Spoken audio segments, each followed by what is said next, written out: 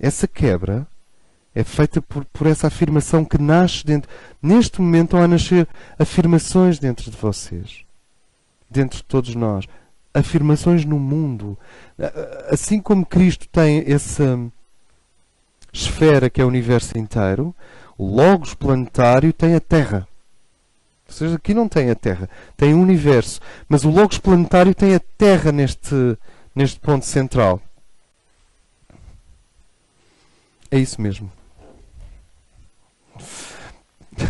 Nós vamos fazer uma edição de edredom com esta imagem. Portanto, é um edredom com a imagem toda. E lençóis e almofadas. Depois podem comprar lá fora à saída. Como? Pois, sim. Então, essa é ótimo. Essa está a cores, não é? E quais são as cores? Vermelho e azul e dourado e preto, não é? O Andrés Rios que encontrou. Ok, e este processo que Cristo e Sofia manifestam, que é de Sofia estar grávida do universo e Cristo em Sofia com o compasso abrir o perímetro, definir esse universo e começar o ritmo evolutivo das 4 esferas. Sentem os pontos. Matéria-prima universal. Ninguém sabe o que é. Não se sabe o que é. Podes dizer o que te apetecer. Não se sabe. Não há nenhum conhecimento na Terra que tenha um estatuto definitivo perante a matéria. Inclusive a palavra matéria deixou de ser usada no mundo académico. Este é um ponto. O ponto oposto, fogo cósmico, espírito. Como nós vamos ver nos próximos encontros, existem 7 estádios entre estes 2 pontos dentro do homem. Para ser mais claro, existem 17, que são 7 dentro do corpo humano, 5 acima do teu crânio e 5 abaixo do muladar até o interior da Terra. Forma 17, que é o número de Portugal. 17 centros vibracionais. O homem, aqui no meio, o ser humano aqui no meio, este ser humano aqui no meio, tem, além de 7 pontos dentro do corpo, tem mais 1, 2, 3, 4, 5 até aquele ponto e 1, 2, 3, 4, 5 até os segredos da matéria. Só que, claro, a conexão com os centros superiores e com os centros refletores, nunca chamar estes centros inferiores. Porque inferiores, infelizmente, não é um termo apenas para a maior parte das pessoas. Topográfico, inferior, não, é um termo moral. Então é um problema. Não são inferiores, são refletores. Eles refletem as leis daqui, aqui. E como vocês imaginam, claro que o segredo último da matéria está ligado ao Deus mais alto. Eles são a chave é a mesma. E o homem contém estes 17, 1, 2, 3, 4, 5, 6, 7, 8, 9, 10, 11, 12, 13, 14, 15, 16, 17. Faltam aqui 17 centros até este ponto. Este ponto é a matéria-prima universal. E este ponto são os mares de fogo. Este ponto pode ser definido como um conjunto de qualidades psíquicas frias. E este ponto pode ser definido como um conjunto de qualidades psíquicas quentes. O contraste entre o vermelho e o azul dentro de nós. Por isso é que se usa o termo no Egito e na em certos ambientes espirituais de que o ser evoluído tempera o frio com o quente. Há uma carta do tarot que é especificamente a temperança, em que o anjo combina 2 taças. Uma tem um líquido azul e outra tem um líquido vermelho. A temperança abre as portas para a percepção da eternidade.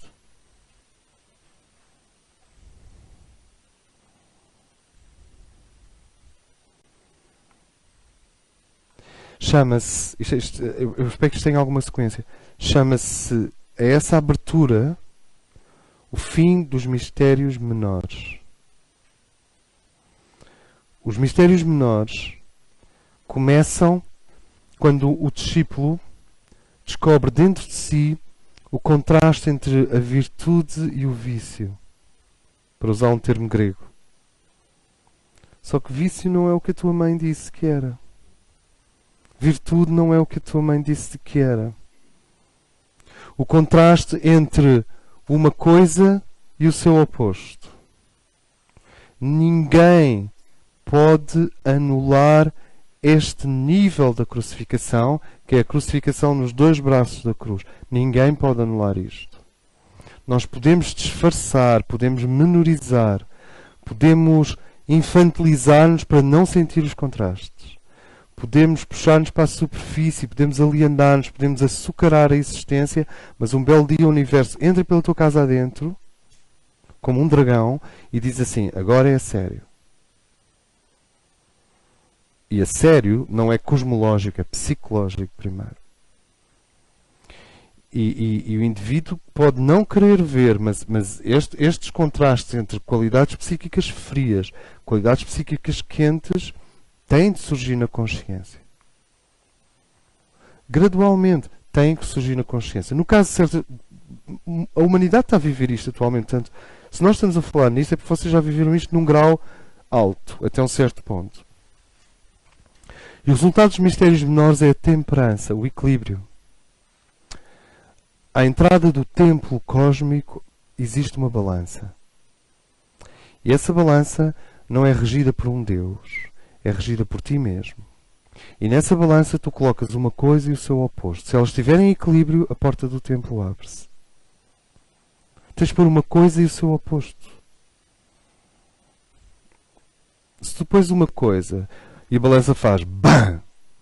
Eu tenho imenso desta coisa. Eu tenho muito desta coisa. Agora põe o oposto. Pões uma pedrinha só e a balança não mexe e eu não tenho nada daquela outra coisa. A porta não abre. É quando tu pões umas coisas. Vocês estão a apreciar a linguagem precisa e científica, clara, que eu estou a usar. É quando tu pões umas coisas e depois o universo diz, agora põe as outras, e tu começas a pôr as outras, e quando tens imenso de uma e das outras, de uma coisa e do seu oposto, a balança equilibra-se. No momento em que a balança se equilibra, as portas do templo cósmico abrem-se. Antes disso, nós somos caricaturas, somos desenhos animados, somos promessas, somos potenciais, somos... Por favor. É gradual. Mas teve esse recurso. A humanidade, nesta sua encarnação atual, está a fazer uma viagem de síntese. A humanidade, esta vida da humanidade agora, quer dizer, os seres que estão vivos neste momento, estas nossas vidas são vidas de síntese. Não são vidas de recapitulação, nem de aprendizagem, são de síntese. Claro, nós chamamos síntese à união destes dois polos e à união destes dois polos. A síntese é o que acontece. A síntese é uma quinta essência destas quatro realidades. E quando nós falamos de portais, geograficamente, nós vamos sentir que um portal só abre-se no momento em que essa quinta essência começa a vibrar em nós.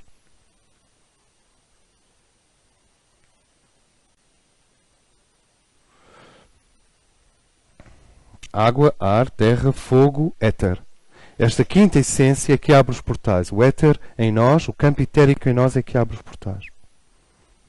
Agora nota, ok, nós estamos a chamar a união destas duas esferas harmonia e a união destas duas esferas ascensão. Os mistérios menores conduzem à harmonia e os mistérios maiores, como nós temos visto, conduzem à ascensão. E no fim do processo de harmonização, o que tu tens é um ser perfeitamente em equilíbrio. E porque ele está em equilíbrio, Jesus usava o termo quando os teus dois olhos forem um. Ele estava a falar da vésica nesse momento. E o que ele dizia é, quando os dois olhos forem um, todo o teu corpo se ilumina. Lembram-se nisto no Novo Testamento? Quando os dois olhos, quando os teus olhos forem um só, todo o teu corpo se ilumina.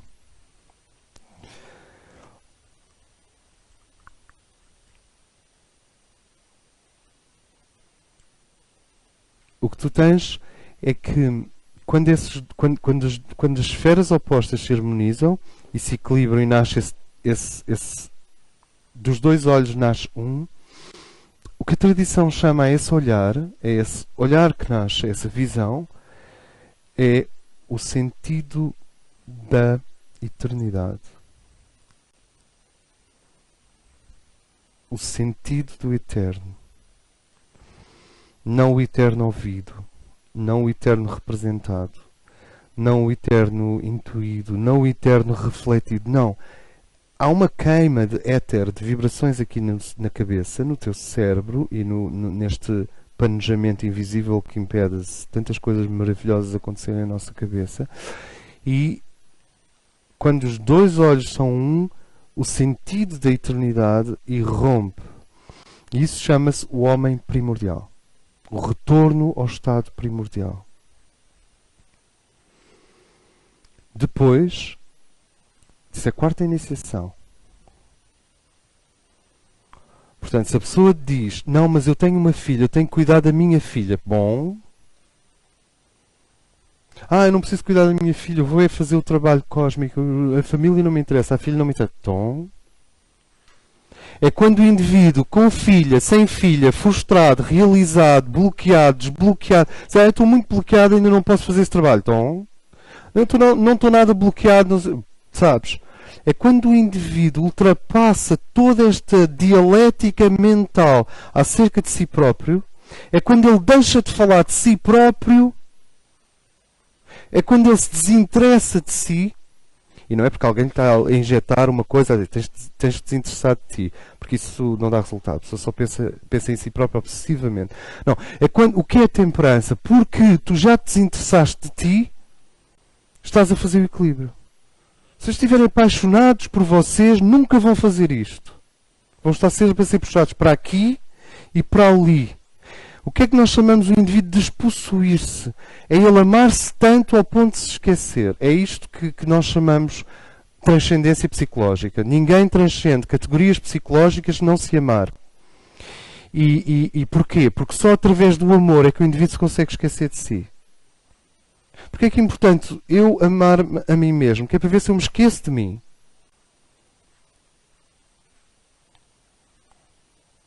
Porque se eu estou às turras, para usar uma expressão ali de onde? De Algés? Não sei. Às turras. Se eu estou às turras comigo próprio, eu não me consigo esquecer de mim. Eu estou às turras. Se eu estou constantemente a analisar-me, eu não posso esquecer-me de mim. Então, o objetivo do trabalho psicológico é dar-te esta visão da eternidade que rompe a visão dual. E nessa visão tu não te sentes mais como te sentes como uma personalidade. Como uma pessoa. No sentido pequeno da palavra. Só quando o indivíduo se ama é que ele pode fazer esta síntese. Cristo está aqui ao meio. E Cristo Sofia. E para que eu faça esta síntese, eu preciso de amor. Claro que o amor não vem só porque nós estamos aqui a dizer as coisas. Ele vem. Quando ele quer. E à medida que o amor vem, eu posso me esquecer de mim. Nós só nos esquecemos de nós através do amor. Não conheço outra forma do indivíduo se esquecer de si. Claro, existem lobotomias, existem, sabe, pode ser uma falência cardíaca, pode ser um AVC, e aí também não te lembras muito de ti. Mas aqui estamos a falar de transcender esta dualidade cerebral, yin e yang, hemisfério esquerdo e hemisfério direito. O trabalho, a saída do plano psicológico é esta porta mágica aqui ao meio. E esta porta mágica, nós só alinhamos com isto quando o indivíduo esqueceu-se de si. Claro que se ele tiver um trabalho psicológico forte para fazer, ele pode ir para um templo zen, com aqueles velhinhos totalmente esquecidos de si. Pode ir para um templo zen aprender com os velhinhos, não consegue. Todos os dias, à meia da noite, às 4 da manhã, acorda. Lá estou eu a pensar em mim. Claro, porque tu tens um trabalho psicológico de amor para fazer. Se a pessoa está constantemente a insistir nos polos, a minha filha, a minha ausência de filha, a minha casa, a minha ausência de casa, isto, aquilo, a energia fricativa não para de fluir através dos meridianos dele e estimula uma forte sensação de si. Que não é o ego, é uma coisa toda sombria. E à medida que essa forte sensação de si se instala, ou porque muitos de nós trazem essa sensação muito forte de vidas anteriores, a porta aqui ao meio não se abre. Agora, quando eu me esqueço de mim e me situo ao meio dos opostos psicológicos, destas duas esferas aqui, quando eu me situo, esta porta abre-se. E chama-se isso o homem primordial, o retorno ao estado primordial.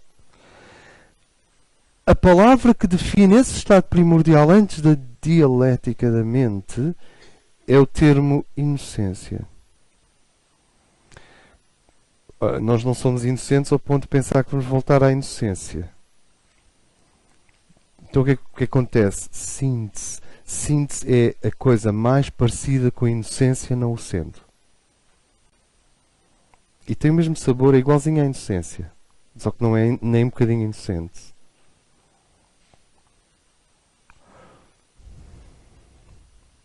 Paula?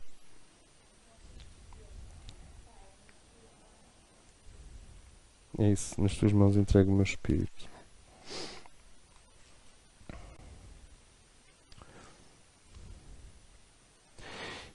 Os mistérios maiores relacionam-se com a fusão destas duas esferas. Agora, o que é interessante é que nós temos vindo a usar, principalmente, no último encontro usámos como imagem a espiral. É como se o indivíduo fizesse uma espiral aqui e outra espiral aqui e as duas espirais convergissem para o centro. A espiral é apenas o retorno do lápis do compasso, que é a mente da Mãe Divina, por círculos até de novo ao eixo crístico original. Como num disco, com a agulha. É o retorno.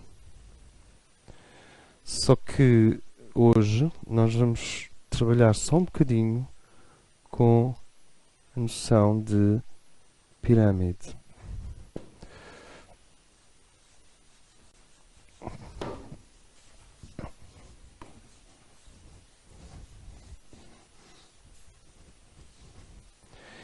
E o que nós vamos abrir, eu penso que vamos ficar só pela introdução.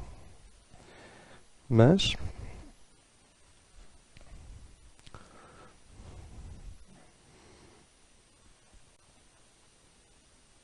este ponto na base, este ponto aqui em baixo, é o caos.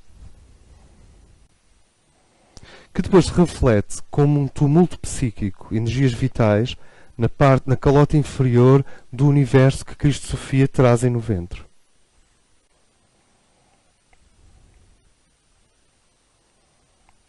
Então vamos pôr aqui a palavra caos.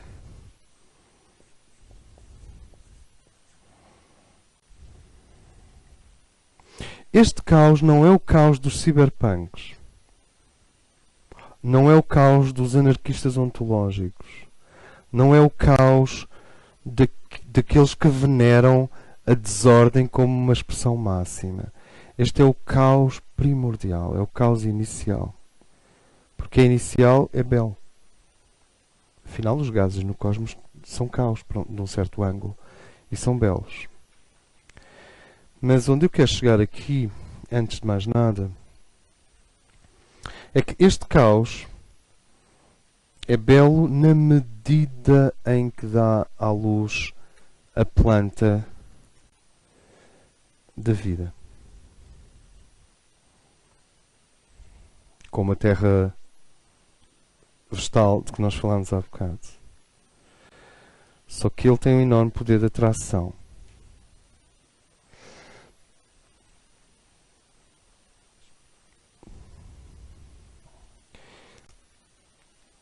E aqui em cima nós temos, junto às estrelas,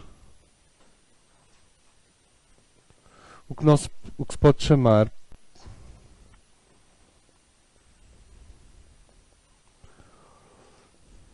o oposto de caos. Eu não sei se alguém quer adiantar uma palavra para o oposto de caos. Ordem. E o termo ordem para os gregos tem a ver com cosmos, beleza. Caos, cosmos.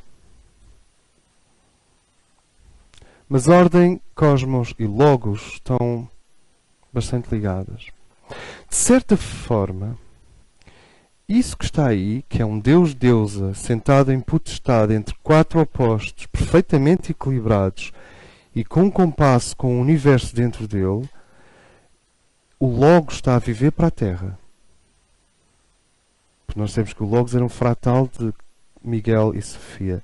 E nós estamos a viver para nós mesmos. Por isso é que há pastilhas Reni. É porque o indivíduo tem este caos e às vezes as forças vitais começam a incendiar-se. Ele começa a ter uma série de... Então toma uma pastilha Reni que desce pelo... E... Não? Onde é que quer chegar com isto? É que essa imagem é uma imagem do macrocosmos, Cristo Sofia, do cosmos intermédio, que é o Logos planetário, e do microcosmos, que somos nós próprios.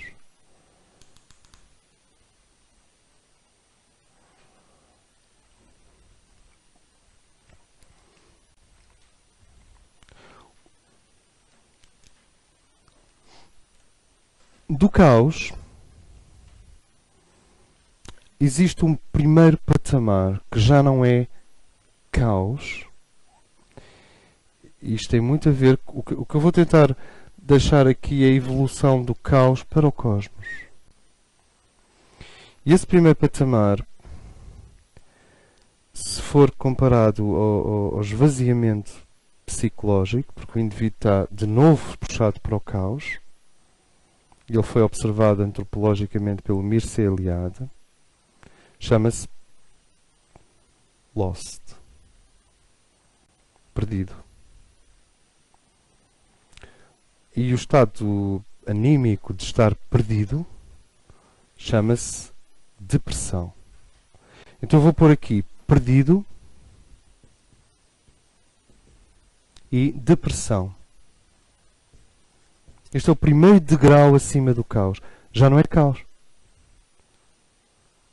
Lost, perdido, deprimido. Este patamar é muito importante e o universo, ciclicamente, quando nós construímos mal a nossa pirâmide, ele traz-nos para aqui outra vez. Para este primeiro degrau. São 7 degraus do caos ao cosmos. É uma mastaba. Sempre que o universo não está satisfeito com a forma como nós construímos a nossa integração psicológica de opostos horizontais e nos permitimos a integração cósmica não é psicológica, não sei se me faço entender. O caminho longo é o caminho da integração, o caminho longo é o caminho que se faz entre estes dois polos. E o caminho curto é o que se faz entre estes dois polos. Nós já falámos do equilíbrio entre os dois. Perdido, depressão. Perdido, depressão é o primeiro degrau que nos afasta do caos. Pode-se dizer é que está a um passo do caos. Se tu deixas de perdido e deprimido, só tens um degrau para descer, que é o caos. E sempre que o universo não está satisfeito com o nosso processo, ele desmonta as nossas estruturas e coloca-nos no primeiro degrau da viagem entre o caos e o cosmos. Mas para percebermos isto, o degrau seguinte pode ser resumido numa palavra muito simples, que é epifania. Isto está a ser apresentado, é comum a todas as tradições, faz parte da psique mais profunda, níveis da psique são mais profundos. A epifania é um degrau acima do caos. Na epifania tu não estás perdido e Deus falou contigo. Se eu descer deste nível para este nível, eu fico perdido e deprimido. Na epifania eu estou entusiasmado. Não estou entusiasmado. Há uma quebra da depressão e da sensação de perdido. Notem que tanto podemos vir isto a subir como a descer, mas para já estamos a subir. Então vocês têm indivíduos que se precipitaram no caos.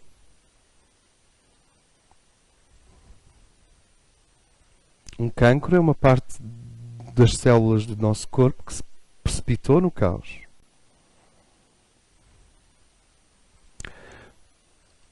E tem um grupo humano que está só e apenas perdido, deprimido, não é caos. E acima deste grupo existe a epifania. O que é epifania? É aquele momento em que absolutamente e para além de qualquer resistência psicológica, a depressão e a sensação de estar perdido vão-se embora. A epifania é incompatível com a sensação de estar perdido. É aquele momento em que Deus atravessa a cortina do quarto. Eu não sei o que é a forma da epifania para cada pessoa. Pode ser um raio de sol que ilumina um copo com chá. Bem, como Edith está perdido e deprimido, nem é um copo com chá. É mesmo um copo com whisky. Mas o whisky tem uma vantagem. O whisky tem uma vantagem. É que com o sol a bater, brilha. Fica totalmente dourado. Tem outras vantagens também. Mas agora estou-me a concentrar nesta. Aquele raio, e o indivíduo está deprimido, perdido, e aquele raio quebra o transe da tristeza. Até porque, sabem, a tristeza tem a ver com muitas coisas objetivas e tem a ver com muitas coisas subjetivas. Mas também tem a ver com uma coisa imensamente objetiva, que são os químicos da tristeza. As nossas células especializam-se em alimentar-se dos químicos da tristeza, para dizer mais claro, da ausência de químicos da alegria, e elas habituam-se a uma química. Há pessoas que estão viciadas em tristeza. Tristeza é como haxixe. E há pessoas que estão viciadas em tristeza. Se tu fores lá tirar a tristeza delas, o que é isto? Não mexa na minha tristeza. Arranja lá a sua. Tu não consegues, porque aquilo as pessoas estão mesmo agarradas. É muito importante estar triste para elas. Porque dás uma sensação de existência ampliada. Essas pessoas podem ser mais histriónicas, mais fatalistas, mais trágicas, mais dramáticas. Mas basicamente a tristeza é uma alegria para elas. Elas alimentam-se de tristeza. Elas curtem tristeza. Elas precisam de tristeza. É a delícia da nostalgia sem fim. E claro, essas coisas, como não têm muito a ver com o objetivo de Cristo e Sofia, porque o objetivo dos deuses é que a glória dos deuses vive em nós, atrasam o processo. E a epifania é o momento mágico em que o raio divino, o raio que vem de cosmos, atravessa todas as resistências e de repente bate naquele copo e tu olhas, Deus existe e está ali e tu tens consciência dele e vocês iniciaram um diálogo. Houve uma abertura do coração. todas as epifanias, isto é, momentos em que o absurdo da vida se transforma em o significado da vida, em que a inconsequência se transforma em velocidade e dinâmica, em que o estar perdido se transforma na sensação de norte, em que o labirinto mental e emocional param, quebram, desfazem-se. Não sei se o indivíduo sai do labirinto ou se ele se desfaz como açúcar em água quente, o labirinto. Nesse momento, a epifania é o momento em que tu superas não só o caos, como a depressão e o estar perdido. Não se encomendam epifanias. Infelizmente. Mas isto é muito importante. A epifania é uma lei do universo. Para cada um de nós estão preparadas tantas epifanias quanto depressões. É uma boa notícia. Há sempre mais uma epifania do que depressão. São 14 depressões na vida, são 15 epifanias. Há sempre mais uma. Porque é uma lei, compete à vida encantar-nos. Não somos nós que temos que encantar a vida. É a vida que nos tem que encantar a nós. Nós já somos encantadores. Não, repara, isto é mesmo preciso, é mesmo calibrado. Não somos nós que temos que encantar a vida. Nós precisamos estar abertos, porosos, receptivos, sensíveis. Nós precisamos ter o coração nas mãos. Mas quem tem que nos encantar é a vida. A vida é que tem que manter a sua promessa. As pessoas dizem, a vida foi muito má para mim. É preciso respirar. A vida fez-nos uma promessa. Eu não me lembro de ter prometido nada à vida. Agora, tu nasces e a vida está a prometer coisas e umas atrás das outras. A vida, isto é, a dinâmica universal, tem de manter a sua promessa. E vai mantê-la. E epifania é quando a vida volta a bater à porta e diz, ok, estamos prontos. Vamos em frente. Vamos quebrar o encantamento da tristeza. Vamos quebrar o encantamento da depressão. E a vida pode surgir como uma carochinha em cima de uma cerca. Pode surgir como um raio de sol a bater num copo com whisky. Pode aparecer através de uma mulher bonita. Pode aparecer através... E uma mulher feia, porque não? Porque a vida faz... Pode aparecer através de um furo no pneu que te obriga a sair do carro e ficar 1 hora ali à espera e de repente acontece. Enquanto o reboque não vai. A epifania astrologicamente tem tudo a ver com Quiron. Aquele que entra na diagonal, é inesperado, não pode ser planeado e anuncia a energia de Cristo. Tanto que os trânsitos de Quiron têm muito a ver com epifanias, com quebras na rotina. Como é que eu hei de explicar, como é que eu hei de colocar isto? Nós temos partes do nosso território urbano, humano, social, comportamental, que estão mergulhados no caos. É muito difícil tirar uma pessoa do caos. Mas não é difícil tirar uma pessoa de estar perdida e deprimida. Piece of cake. Aliás, epifania. A epifania é a técnica do universo de nos tirar da depressão. Eu não consigo produzir epifanias. Ninguém consegue. Se bem que há filmes que para certas pessoas foram uma epifania. Há livros que para certas pessoas são uma epifania. Há conversas com estranhos que para certas pessoas tornam-se uma epifania. Há quedas aparentes que são ascensões e são epifanias. Ou seja, a epifania é o momento em que o universo quebra as suas leis normais e vem ao nosso encontro. É uma lei. É a lei da diagonal. Digamos que se nós estivéssemos a trabalhar ao longo daquelas linhas de autoajuda, nós diríamos, esperem o inesperado. Acreditem, mas daqui a bocadinho vamos parar aqueles grupos de autoajuda.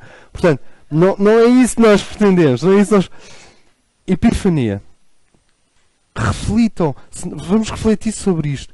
O universo atravessa as nossas defesas. Se o universo não atravessar as nossas defesas, nós estamos em apuros. Porque vamos ficar indefinidamente perdidos e deprimidos. E se esta depressão e perdição se mantiver num grau e numa densidade tais que o indivíduo já nem perdido consegue andar, então ele cai no caos. Ele cai no caos, ele abandona-se completamente. Quer dizer, alguém tem que lhe dar banho, alguém tem que tratar dele, ele simplesmente fica catatónico. Ou violento. Depende se é um caos quente ou se é um caos frio. Assim como há depressão quente e depressão fria. A depressão fria é porque a pessoa está mesmo triste. Mas muito, muito, muito triste. A depressão quente, a pessoa não está nem um bocadinho triste. Está zangada, está extremamente zangada. E como tem medo da sua zanga, veste um manto de tristeza para abafar a zanga. Porque ela sente-se enganada, usada, sente que houve incomunicação. Chama-se depressão quente, quando o indivíduo tem uma quantidade enorme de energia dinâmica, mas tem medo dela, está zangado. E então faz baixar um manto de tristeza, que é como um sobretudo encharcado. E qual é a vantagem da tristeza? É que aquilo é tão pesado que o indivíduo não faz mal a ninguém. Vem alguém e tu vais... não dá. E a vantagem da tristeza quente, ou seja, da zanga que parece tristeza, é que dá tempo à psique de se renovar, de ir trabalhar a zanga de outra maneira. Portanto, não se mexe muitas pessoas com depressão, porque se for uma depressão quente, tu tiras o sobretudo, ela vai para casa partir tudo. E alegre, ainda por cima. Então, é quando as pessoas partem a loiça em casa alegres. Finalmente conseguiram partir tudo. 10 anos para conseguir partir uma coisinha. Depois, quando começam a partir, já não param. Isso é o que acontece se tu mexes demasiado com a pessoa que está com aquilo que se chama uma depressão quente. O indivíduo tem que ter a visão, o tato, para dosear as intervenções. De qualquer forma, a epifania conduz a um terceiro estado na pirâmide entre o caos e o cosmos,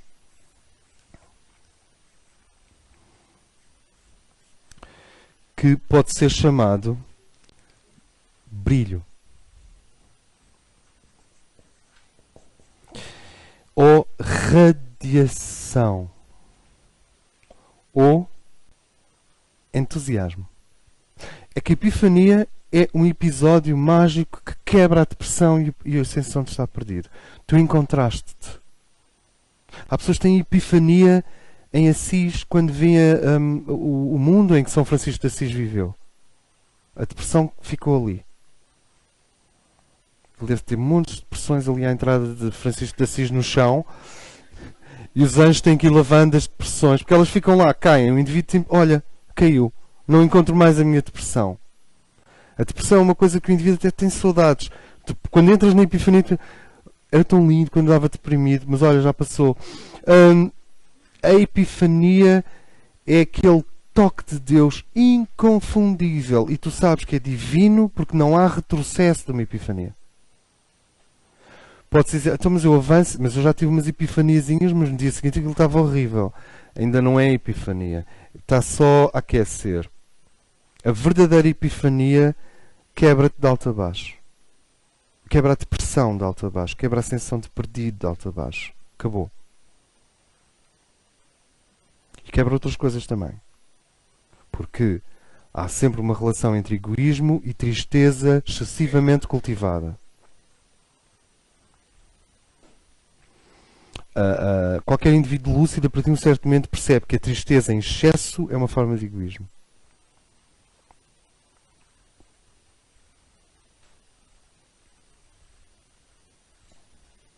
Então, a epifania quebra esta hipnose da tristeza, da depressão, da ausência de energia psíquica.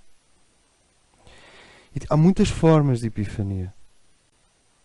Desde a música até... Deus vai usar exatamente a vida, vai usar exatamente as ferramentas necessárias para que o indivíduo saia do estado de depressão e de perdido. De qualquer forma, isto tem ciclos. Há ciclos precessivos e há ciclos em que a Epifania nos coloca no nível do brilho. Brilho, radiação, entusiasmo. Enteos, estar com Deus. Entusiasmo é o terceiro estado da pirâmide rumo ao cosmos. O indivíduo transpira energia, transpira vibração, transpira radiação. E o brilho acumula-se. Notem que há uma certa... Agora vou-me contradizer. Há uma certa elasticidade entre estes patamares. Mas nunca voltas propriamente a estar no caos, ou perdido, ou deprimido. Mas podes passar... O brilho pode aumentar ou diminuir. Mas o que acontece é que o brilho acumula-se em ti. Deixa-me só dizer isto de outra maneira. A função da depressão, quando é verdadeira, quer dizer, quando não é uma depressão porque a pessoa não tinha mais nada para fazer naquele dia, quando a depressão é verdadeira, ela, quando chega ao fim, chega ao fim. E aí entra a Epifania. E a Epifania tem como objetivo levar-nos ao brilho. E o brilho é uma radiação que tu vais acumulando. As pessoas dizem, tu estás brilhante, estás radiante, estás entusiasmado. E este brilho conduz a um novo estado, porque se tu continuares apenas no brilho, o brilho vai-se embora. O estado que vem a seguir é para que a coisa continue. E o estado a seguir é o que se chama em antropologia communitas.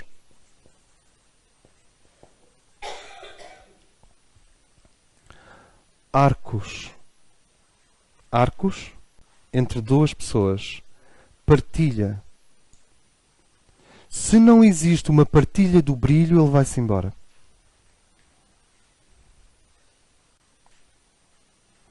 A comunidade é uma comunidade de partilha do brilho.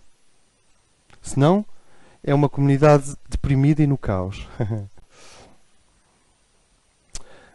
Os nomes das festas judaicas são todos o dia da glória, o dia da radiação, o dia do Senhor, é tudo muito energético. É uma canseira ser judeu. Estão sempre a dançar, sempre... Ok, comunitas, esta palavra é tão importante, comunitas é quando os homens partilham o brilho. A partilha do brilho multiplica o brilho. Assim como cultivar o brilho em si mesmo atrai a epifania. E a epifania corta o contacto com a depressão. Isto foi observado por Mircea Eliade por detrás de todas as estruturas significativas em sociedades tradicionais. Este esquema não é meu, é do Mircea Eliade.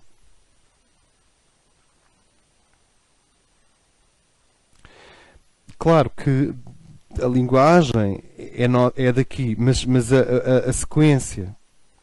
Agora, a seguir a comunitas, que é o termo que é utilizado é arcos, archur, são arcos, aquedutos entre pessoas. O meu brilho faz um arco com o teu brilho. E depois faz um arco... Então a água da vida pode circular no aqueduto. Não sei se me faço entender. É uma rede de transmissão do brilho. Se nós não partilhamos esse brilho, ele começa a desaparecer. A seguir, há aqui uma transição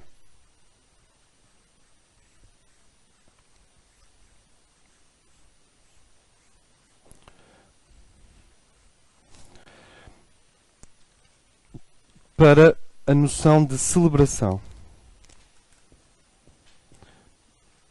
Qual é a diferença entre celebração e comunitas? Comunitas retém o brilho, multiplica-o, cria sociedades de partilha.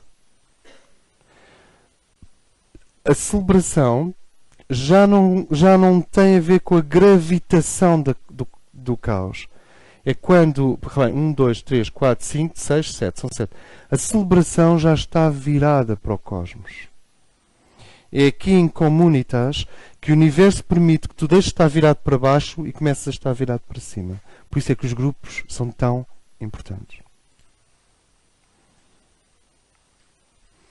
A Comunitas ainda é um elo de brilhos partilhados e de radiações partilhadas. Esta linguagem é abstrata. Mas a celebração já é um elo de vibrações partilhadas, de radiação, de entusiasmo partilhado, mas ainda está a reagir ao caos. Quer dizer, vem daqui. A partir deste ponto de Comunitas, o universo permite que, em vez de estares a afastar-te do caos, comeces a atrair o cosmos. Celebração. No caso do Ocidente, a celebração fundamental da nossa cultura judaico-cristã é a missa. Pronto, já disse. O que é que a missa faz? O que é que a missa realmente faz? A missa transforma a Comunitas numa celebração. Já não numa comunidade que venceu o caos e o medo, mas numa comunidade que se afirma plenamente em consciência, filha do cosmos. Sentem? Por isso a pergunta é, qual é a minha? Onde está a minha epifania? Como é que eu retenho o brilho em mim? Como é que eu partilho o brilho em comunidade? E como é que a minha comunidade celebra? E acima de Comunitas existe aquilo a que se chama, também em antropologia, conselho.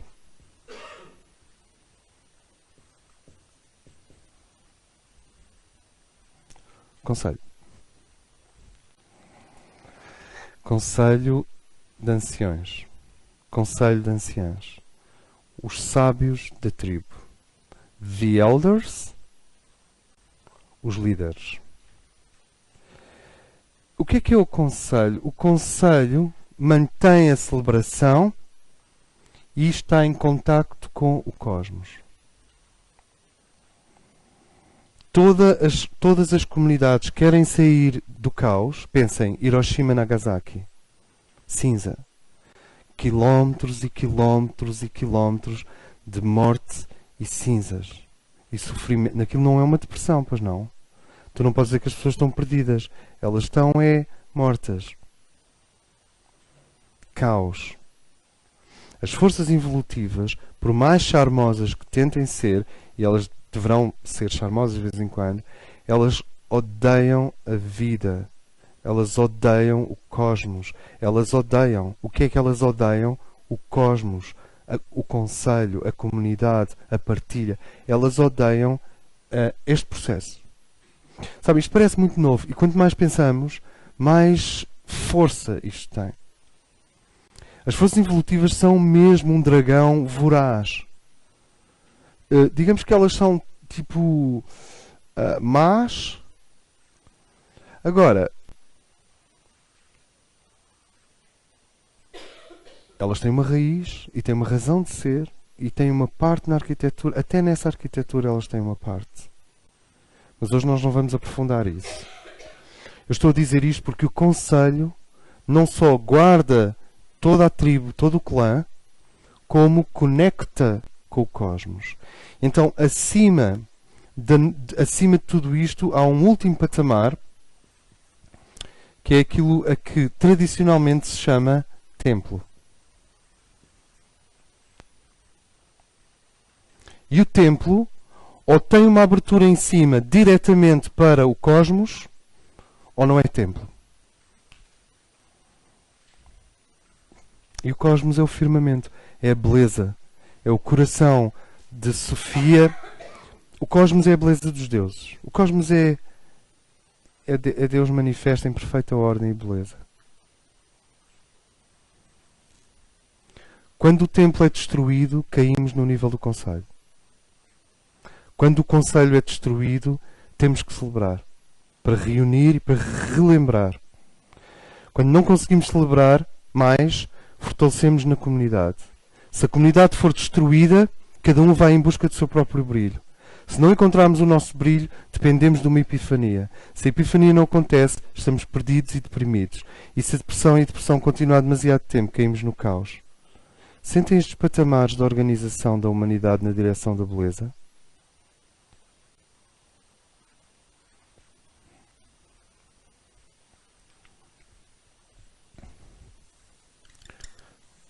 Seguir este processo é o que nós chamamos, é o que se pode chamar vida criativa. Uma vida destrutiva é descer este processo. Vocês vejam como certos seres nascem em famílias que têm uma elevada presença, interferência na sociedade, têm poder. E têm as suas próprias celebrações e tradições. E têm uma boa ligação à rede comunitária e social, sabem? E os indivíduos têm acesso a muitas formas de eles sentirem o seu brilho, a sua, mas vão-se perdendo gradualmente e desaparecem, por exemplo, no mundo da droga. Então, a vida criativa implica reconhecer estes níveis, sentir estes níveis, seguir esta sequência. E o mais interessante é que ao longo do dia o nosso biorritmo faz-nos subir e descer este processo. Tentem sentir.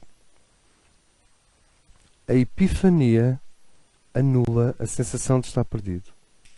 Anula a depressão. Quando a epifania termina, ela deixa-te radiante. A epifania pode ser um quadro, uma viagem, uma pessoa. É aquilo que quebrou a sensação de estar perdido.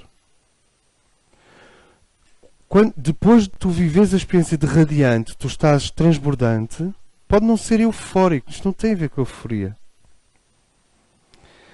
Depois de tu sentires que a tua vida faz sentido, depois de tu descobrires que a tua vida é um sinal, é um signo e um sinal, não é um emaranhado de fios confusos, há um desenho por trás da tua vida, e tu olhas e dizes, deste lado pareciam fios confusos. Sabes quando vês um tapete? Ou uma tapeçaria, que de um lado está tudo organizado e do outro lado são só fios confusos, e tu viras e dizes, deste lado é tudo tão confuso, mas deste lado faz sentido. A epifania sempre te diz, estás aqui, estiveste ali, vais para ali e faz sentido. E a partir daí ela abre para o brilho. E tu mantens dias, semanas, horas no brilho. E o indivíduo radiante atrai outros indivíduos radiantes e dá-se uma partilha do brilho, uma partilha da coragem de existir. Uma partilha da coragem perante a vida. A comunitas é sempre o encontro de várias coragens brilhantes. É uma tapeçaria de várias coragens que se encontram e que se firmam. E que se firmam umas nas outras. Os homens em comunidade afastam-se do caos. Porque vocês reparem, se perdes o brilho e a epifania, perdido de depressão, aqui tu tens muito do individualismo contemporâneo e da angst de que falavam os existencialistas. Ou não, os padres é que falavam da angst dos existencialistas, ou cada um dizia que a angst estava no outro. Já não sei. Mas esta angst, esta angústia existencial, está aqui, nesta zona. E a comunitas, sabem como os judeus dançam com os ombros e as danças de trabalho, as danças de celebração. A comunitas não há civilização sem otimismo. Pode haver até cultura e tecnologia e hábitos e sobrevivência sem otimismo. Mas civilização, comunitas, civilização, só acontece com otimismo. Qual é a diferença entre uma cultura e uma civilização? É que uma cultura limita-se a reagir ao meio ambiente e permanecer. Uma civilização ousa ir para além da Terra. Ela quer subir até ao templo. Eu não sei se o templo é o templo de A, B, C ou D. É a câmara a que nós chamamos de templo, em que o céu e a terra se ligam. Civilização é um ato de coragem e de alegria. Sempre está no nível de quando queremos partilhar o brilho, fazemos uma civilização. Quando queremos fugir às feras, criamos meramente uma cultura.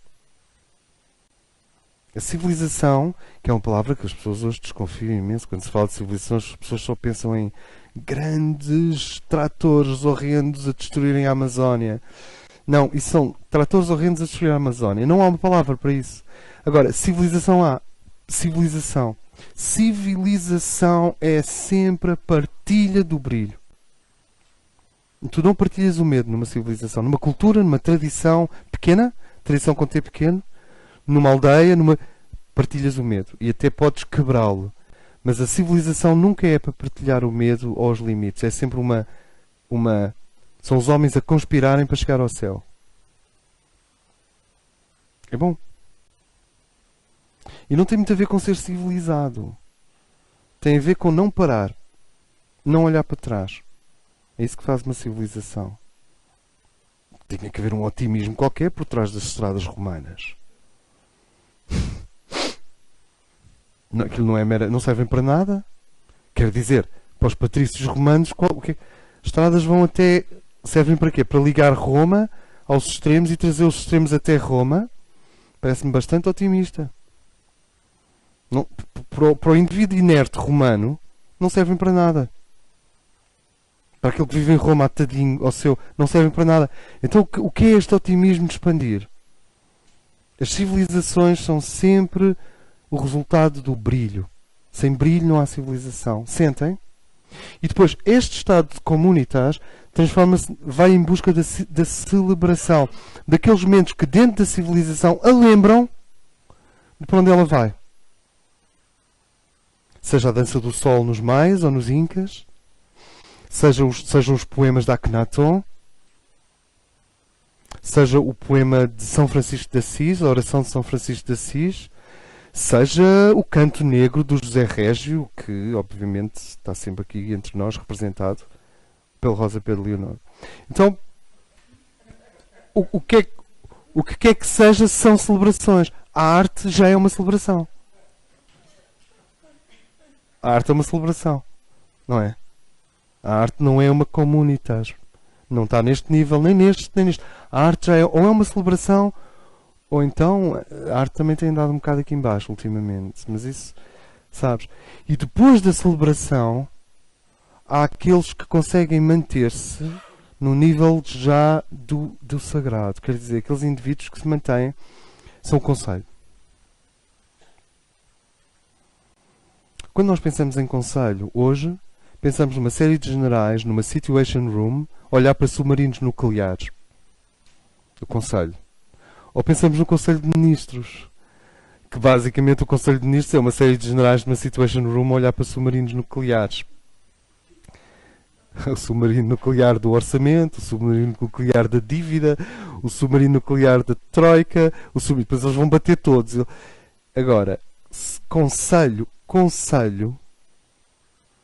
é quando a espécie passa de olhar de baixo para cima para olhar de cima para baixo. Geralmente, antes dos 65, eu não confiaria em ninguém. Não confio.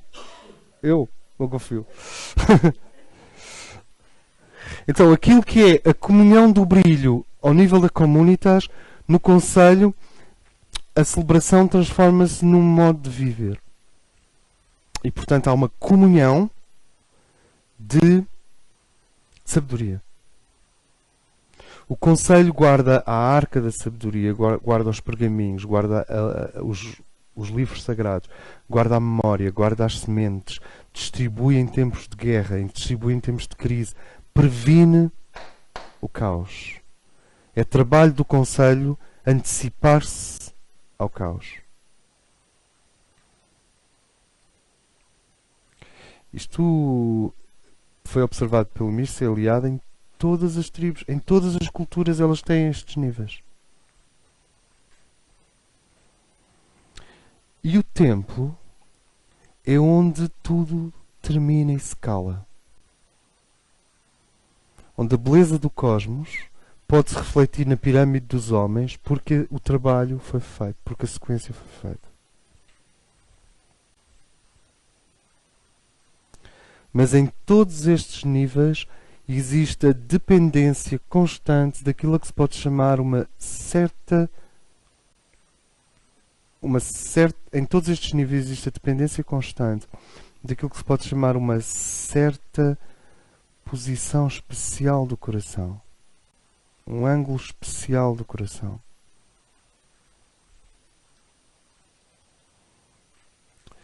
Para eu não cair no caos, mesmo estando perdido e deprimido, eu tenho que ter uma certa condição do coração.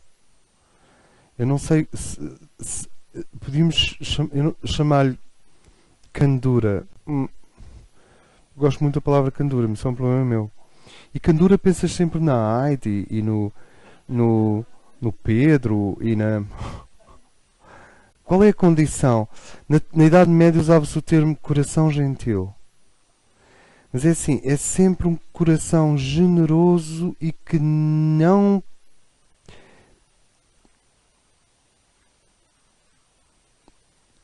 Eu não sei se acreditar na vida, porque isso é tão frágil. Eu acredito na vida, está-se mesmo a ver que ele está desesperado. Não, aquelas pessoas, eu acredito na vida, Liza Minnelli, New York, está bem, mas está toda a gente desesperada. Não, isto é uma coisa sólida, é algo mais sólido. É uma certa condição do coração. O mestre Moria diz que a alegria é uma sabedoria especial. Que a alegria é a mais alta sabedoria. É uma certa generosidade do coração para connosco mesmo, para com o indivíduo consigo mesmo. É não deixar o coração envenenar-se. Nem com a amargura, nem com a impaciência. Isto parece uma aula de moral.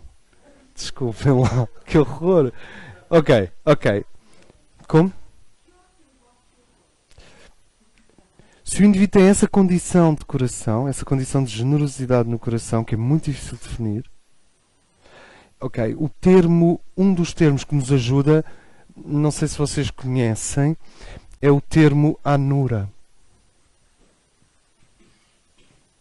Anura. É um termo hindu que significa a majestade do coração silencioso.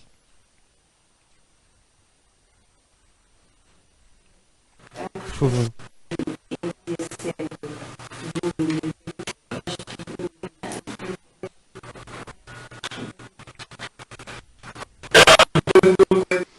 E quando o coletivo se perde de si próprio, cai no indivíduo, no egoísmo, e depois vai parar ao caos. Não sei se me faço entender.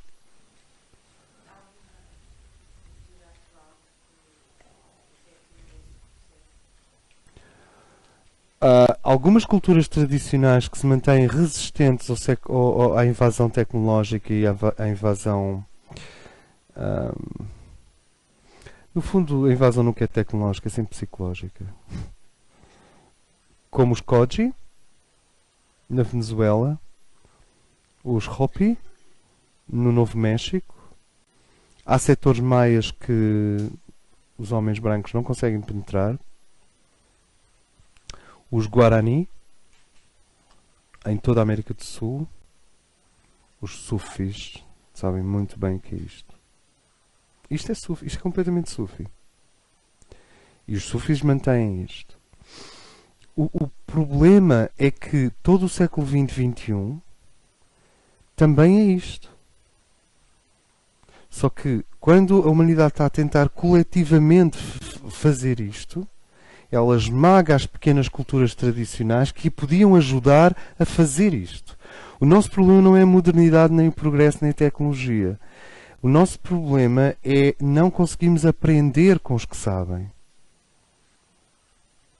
Peço desculpa. É a resistência a aprender. É a incapacidade de ouvir. Ora, se vocês observarem uma escola turca de derviches, o que acontece é que o caos não entra ali. Para já eles têm aquele culto da beleza e de dançarem sempre com coletes brancos bordados e com cones vermelhos, também com um cone vermelho na cabeça, tudo é possível. O caos não entra ali. O caos não entra ali. Depressão, perdido, de maneira nenhuma. Não num ambiente sufi. Epifania, aquilo tudo é uma epifania. Brilho, os homens passam o tempo assim.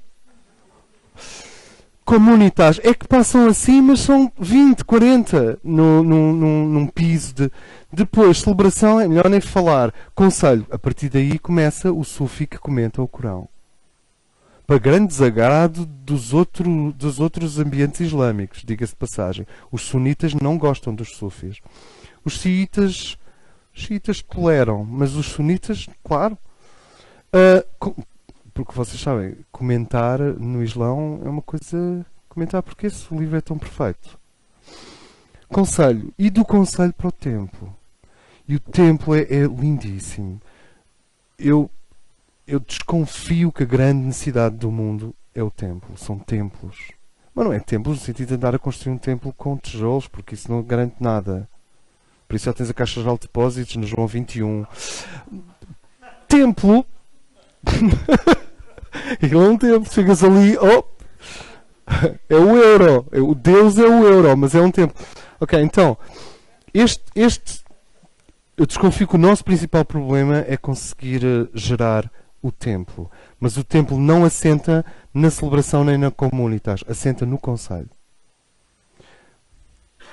Sabem uma coisa? Junto ao templo é outra vez totalmente democrático. Mas não é uma democracia do número. Em que uma pessoa vale 1. É uma democracia da consciência. Em que uma pessoa vale 100. E portanto só precisas de 20 pessoas. Para teres o mesmo quórum da quantidade. Eu não chamaria a isto uma democracia.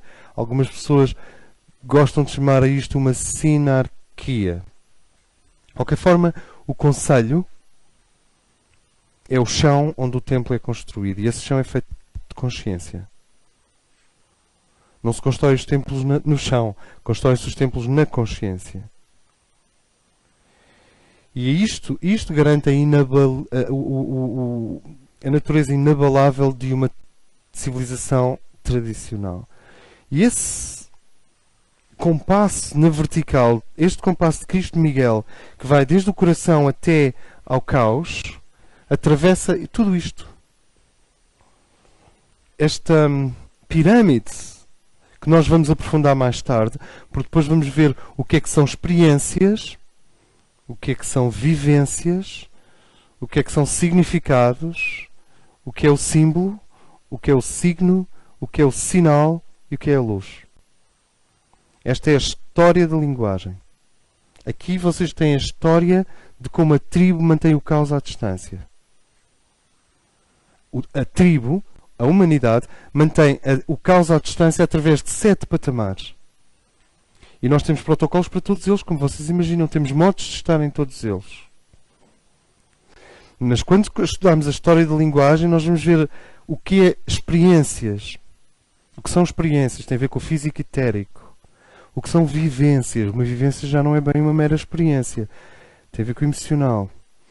O que é um significado? Que tem a ver com o mental. O que é um signo? Que tem a ver com o causal. O que é um sinal? Sinal é acima de signo. Que tem a ver com o espiritual. E o que é a luz? A lux eterna. Que tem a ver com a mônada e com a Mãe Divina no seu esplendor. Assim como existe uma história do caos ou cosmos, existe uma história da linguagem. A nossa linguagem começa por tentar descrever e ser experiências, depois viver. Nós depois falamos sobre isso, que isso é outra pirâmide. E depois vamos ligar estas duas. Há um momento em que tu não queres ter mais experiências, não é? Há um momento em que tu dizes, bom, já chega de experiências, já está bom de experiências, agora eu quero ter vivências. Que é quando tu entras no love boat das experiências.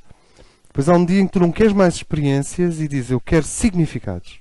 O que é que significam as minhas vivências? Então já não... Continuas a viver, há a linguagem. Mas tu estás em busca de significados. Já não são meras vivências e não são meras experiências. reparem que a qualidade aumenta e a quantidade diminui. E depois dos significados, onde tu dizes, eu não aguento mais significados. Tu olhas para o Jornal de Artes e Letras, o que é isto? Não consigo ler nem mais uma letra. Não aguento mais palavras, não aguento mais sentido. Estou farto do universo ter sentido. Estou farto de significado. Aí tu entras no mundo de fogo. Já estás em busca do que se chama signos. Já não queres compreender nada. Tu queres ir para casa. Entraste no nível do signo. Não, perdão, no nível do símbolo. E depois começas a ficar cansado de símbolos. E então buscas o signo. Então, isto vai até... Ou seja, estou a falar de uma hierarquia de linguagens. Significados, conceitos. Significado, símbolos, signos, sinal. Sinal já não diz nada. O sinal é direto. É da luz para os neurónios. São disparos de energia pura da mente de Deus para dentro da nossa mente. E não são nem signos, nem símbolos, nem significados, nem vivências, nem experiências. Portanto, o que é que nós estamos a fazer? Estamos a ver pirâmides. Lembram-se de que a ideia era passar um pouco da espiral para a pirâmide? Esta é uma pirâmide. Esta pirâmide é a grande pirâmide da relação entre o cosmos e o caos. De certa forma, o ponto vertical que vocês veem aí é este aqui, que é o eixo crístico universal que atravessa todos estes estados na vertical. Este eixo crístico universal é sempre amor, sempre amor. Portanto, quando se diz que é necessário uma condição especial do coração, é porque depois de Cristo foi aos infernos, isso depois já é outra história. Agora, é sempre amor. É que o indivíduo perdido e em depressão, se ele tiver essa generosidade no coração, ele encontra este eixo. E este eixo traz-lo para a Epifania. E se depois da Epifania ele se mantiver com esse, aí é mais fácil, com o coração aberto, com essa generosidade, ele é levado para o nível do brilho e para o nível da comunitas, da celebração, do conselho, do templo. E o templo, por definição, termina já não num quadrado, mas num círculo, e está aberto aqui. Todo o templo tem que estar aberto ao centro, para o cosmos. De onde que as pirâmides que nós conhecemos são basicamente corporificações, também, são muitas outras coisas, mas são corporificações arquitetónicas destes estágios. Então olhem para os vossos amigos. Pronto, já sei. Está toda a gente perdido e na depressão. Não, olhem para a vossa família. Olhem para os vossos amigos, olhem para a vossa família. Não é simples começar a perceber onde é que estão estas pessoas. As pessoas, as culturas, os hábitos. Não há celebrações. Vocês já viram quão poucas celebrações existem? Ou porque as velhas celebrações perderam o sentido? Nós não temos uma imaginação do sagrado suficientemente ágil para reinventar a celebração? E quando as pessoas reinventam celebrações, muitas vezes o que estão a fazer é cair no astralismo e voltar a níveis primitivos de celebração. O que é a celebração o que é que seriam celebrações espirituais do século XXI? Que não seja outra vez ir para Sintra, cantar e chamar o Deva do Passarinho e o Deva do Roxinol. Sabes, as pessoas estão a celebrar e depois passa assim um pássaro atrás deles e as pessoas... Incrível, já estou no nível de Francisco de Assis, porque os pássaros não se afastam de mim. Oh, e se calhar o pássaro não te viu. O pássaro está distraído, o pássaro tem mais em que pensar. Ou seja, há celebrações. O que é que são as novas celebrações? Devem ter muito a ver com as primeiras, provavelmente.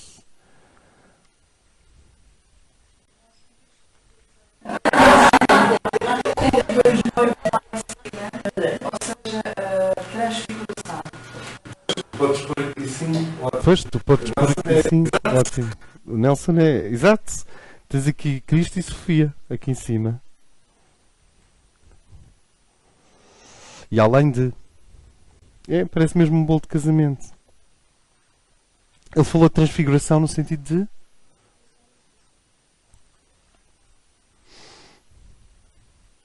E reparem, de certa forma, uma semana deveria conter contactos com tudo isto. Eu repito, quando o cosmos sente que nós construímos mal estas passagens, porque nós temos uma parte a fazer nisto, ele traz-nos para a depressão outra vez. Porquê? Porque este ponto é mais autêntico do que qualquer outro dos outros se for mal vivido. Se tu vives num brilho falso, se estás numa comunitas falsa, se estás numa celebração aprisionante, se estás num conselho manipulador, e se o templo é uma inversão do que se pretende, o universo simplesmente faz-te cair cá em baixo outra vez. Porque é por aqui que se começa. Toda a consciência iniciática começa pela depressão, pela ferida, pela dor e pelo estar perdido. Agora, não façam disto um culto. Eu conheço pessoas que adoram estar aqui, com um pezinho no caos e um pezinho na pirâmide. E é muito importante parar com o síndrome da viúva da Nazaré, que perdeu o marido e está lá a chorar para o resto da vida na praia. O marido já nasceu, já reencarnou, já está a jogar a bola noutro bairro. E ela ali a chorar. E não, tudo bem, respeita-se, mas é muito importante parar com o síndrome da perca e com o culto da problematização da vida. E com essa sensação de que, sabes, eu não sei se são as portuguesas têm isso, claramente, que é a dor e o perdido e a depressão e a angústia são uma coisa muito autêntica e muito real e muito visceral. E quando começamos por aqui é verdade. Cala-te.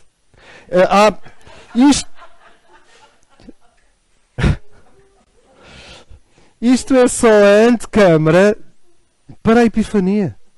E as pessoas às vezes já estão a ter epifanias pelo canto do olho e estão com bolas. Espera aí, se vier uma epifania eu vou viver uma metamorfose. Porque a alegria transfigura. E as pessoas não querem mudar de rosto. A alegria transfigura e as pessoas não querem mudar de rosto. Entendem onde quer chegar? Então, vocês têm esta... Eu vou repetir. Depressão, epifania. Epifania conduz à radiação e ao brilho. Ao entusiasmo. O entusiasmo partilha-se para se multiplicar, como unitas. Depois nós temos que nos lembrar quem somos, já não de baixo, mas de cima. Celebração. Celebrações espirituais não têm nada de carpideira, não tem nada de não é que contentes que estamos porque escapámos ao caos. Não, é que alegres que estamos por sabermos quem somos.